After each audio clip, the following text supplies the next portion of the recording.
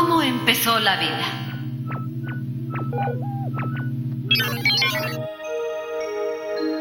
La Tierra se formó hace unos 4.500 millones de años junto con el resto de los planetas del Sistema Solar. Probablemente era una masa incandescente que se fue enfriando poco a poco. La joven Tierra tenía una gran cantidad de energía que se manifestaba de diversas formas. La actividad volcánica debía ser entonces mucho más abundante de lo que es ahora. Enormes masas de roca incandescente ocuparían grandes territorios. El calor interno haría que la temperatura de la superficie fuese bastante más alta que en la actualidad. A esto hay que añadir la luz ultravioleta y el calor del sol, descargas eléctricas de rayos y la radioactividad, que se sumaban al calor procedente de los volcanes. Los estudios sobre los volcanes actuales hacen suponer que la atmósfera primitiva tendría gran cantidad de hidrógeno que se iría perdiendo gradualmente, ya que al ser tan ligero podría escapar al campo gravitatorio. Además habría metano, amoníaco y agua.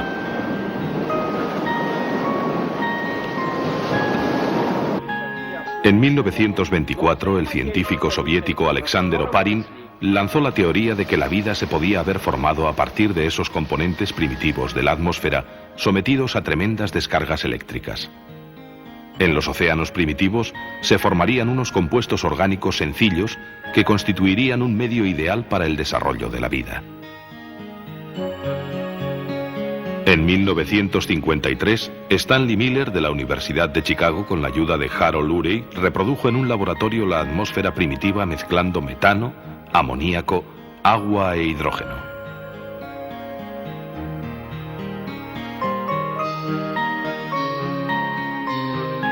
Sometió esta mezcla a una descarga eléctrica durante una semana y posteriormente comprobó que se habían formado numerosas moléculas características de los seres vivos.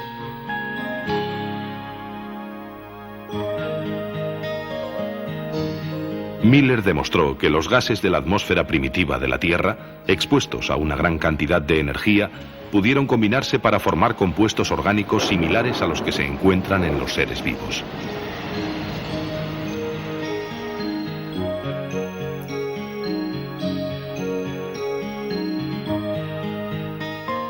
Siguiendo la teoría de Oparin, los nuevos compuestos orgánicos se pudieron mezclar para formar cadenas químicas.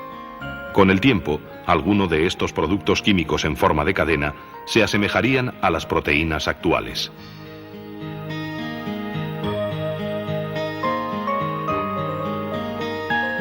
Otras moléculas antiguas fueron, sin duda, versiones elementales de los ácidos nucleicos. Durante millones de años, tales sustancias químicas se formaron y se destruyeron bajo las violentas radiaciones solares. Pero a medida que pasó el tiempo, alguna de estas moléculas debió alcanzar un grado tan alto de organización que le permitió duplicarse. Estas moléculas, que probablemente eran ácidos nucleicos, en su proceso de evolución lograron incorporar proteínas a su estructura. Así nació una relación entre las dos clases de moléculas. Con una membrana que les confirió cierta autonomía, las proteínas y ácidos nucleicos formaron las primeras unidades de vida.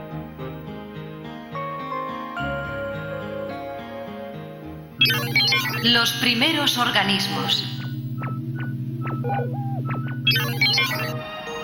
Los primeros organismos vivos se alimentaban de las sustancias que había en los caldos de los océanos primitivos. Este tipo de alimentación, mantenido durante varios millones de años, debió acabar con las reservas de materia orgánica. Por eso, unos 1000 millones de años después de la aparición de la primera célula viva, algunos organismos pusieron en marcha el proceso de fotosíntesis. Las células primitivas utilizarían la energía solar para transformar anhídrido carbónico, agua y sales minerales en alimento y liberar oxígeno al medio. Así, aparecieron los primeros vegetales, los llamados productores primarios, hace unos 2000 millones de años. El oxígeno resultante de la fotosíntesis se liberaba a la atmósfera y empezó por oxidar las rocas de la superficie del planeta. Después se fue acumulando en la atmósfera hasta que se acabó formando la capa de ozono, que absorbe la mayor parte de las radiaciones ultravioletas del Sol. Gracias a esta protección, la vida evolucionó hacia formas más complicadas, capaces de utilizar el agua y los minerales del suelo.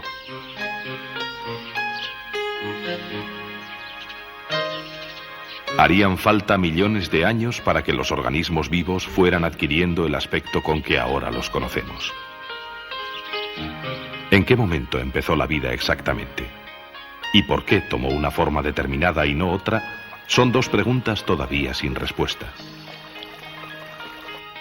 Pero se sabe que la vida no existiría de la manera en que hoy la conocemos sin la continua intervención de las plantas durante millones de años.